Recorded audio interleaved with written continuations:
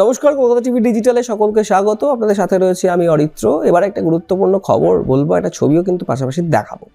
যেটা হচ্ছে, ডাক্তারকে আমরা সকলে ভগবান বলে প্রণাম করি বা পুজো করি। ডাক্তারকে বলা হয় যে ভগবানের পরে যদি কেউ থাকেন তাহলে ডাক্তার, তিনিই জীবনের ত্রাতা। কিন্তু সেই ডাক্তার যখন একটা যুদ্ধক্ষেত্রের পরিস্থিতিতে লিপ্ত হয়ে যায়, তখন কি তাকে আর ভগবান বলা যায়? উত্তরটা আপনারা ভেবে দেবেন। এ হাসপাতাল নাকি যুদ্ধক্ষেত্র বোঝা মুশকিল।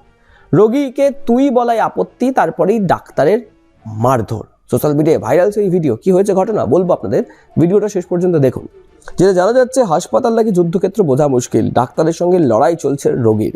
এই ঘটনা দেখা গেল হিমাচল প্রদেশে। সোমবার হিমাচলের ইন্দিরা গান্ধী মেডিকেল কলেজের এক ডাক্তারের বিরুদ্ধে রোগীকে মারধরের অভিযোগ উঠছে।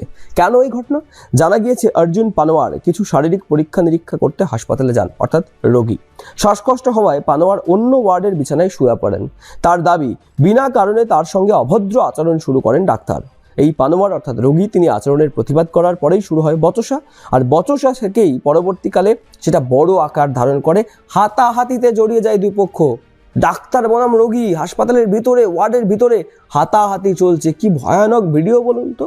পানোয়ার অর্থাৎ সেই রোগীর যেটা বক্তব্য, যে ব্রঙ্কোস্কোপি করানো হয় এবং শ্বাস নিতে কষ্ট হচ্ছিল। যখন আমি অক্সিজেন চাইলাম চিকিৎসকদের কাছে, তখন ডাক্তার আমায় হাসপাতালে ভর্তি নিয়ে প্রশ্ন তোলেন। তিনি আরও বলেন, তাকে অনুরোধ করা হয় ভদ্রভাবে কথা বলার জন্য, অর্থাৎ ডাক্তারকে, কিন্তু সেই সময় তিনি মারামারি শুরু করেন। নিজের পরিবারের সঙ্গে এমনভাবে কথা বলেন কিনা জিজ্ঞেস করায় আমাকে মারতে শুরু করেন। অর্থাৎ রোগী চিকিৎসককে কিছু কথা বলেছিল, সবকটাই শুনে মনে হলো ভদ্রতার খাতিরে। সেই সমস্ত পরিপ্রেক্ষিতেই ডাক্তার কিন্তু একদম অগ্নিশর্মা হয়ে গেছেন এবং চূড়ান্ত মারছেন রোগীকে। ভিডিওটা আপনারা দেখতে পাচ্ছেন, দেখলেই বুঝতে পারবেন। সোশ্যাল মিডিয়ায় এই যে ভিডিও ভাইরাল হয়েছে, সেখানে দেখা যাচ্ছে বিছানায় শুয়ে থাকা ওই রোগীকে বারবার মারছেন ওই ডাক্তার। এরপরেই হাসপাতালের ভিড় জমে যায়। ডাক্তারের বিরুদ্ধে ব্যবস্থা নেওয়ার দাবিও করেন সকলে। এবং যেটা জানা যাচ্ছে শেষ পর্যন্ত, যে এই ঘটনায় সিমলার আইজিএম হাসপাতাল কর্তৃপক্ষ 3 সদস্যের একটি তদন্ত কমিটি গঠন করেছে। হাসপাতালের সুপারিনটেন্ডেন্টের যেটা বক্তব্য, যে এই কমিটি বিষয়টি তদন্ত করছে এবং কয়েক ঘন্টার মধ্যেই তারা রিপোর্টও জমা দেবে। অভিযুক্ত ডাক্তারের বিরুদ্ধে ইতিমধ্যেই কিন্তু একটা এফআইআরও দায়ের করা হয়েছে এই ঘটনার পরিপ্রেক্ষিতে।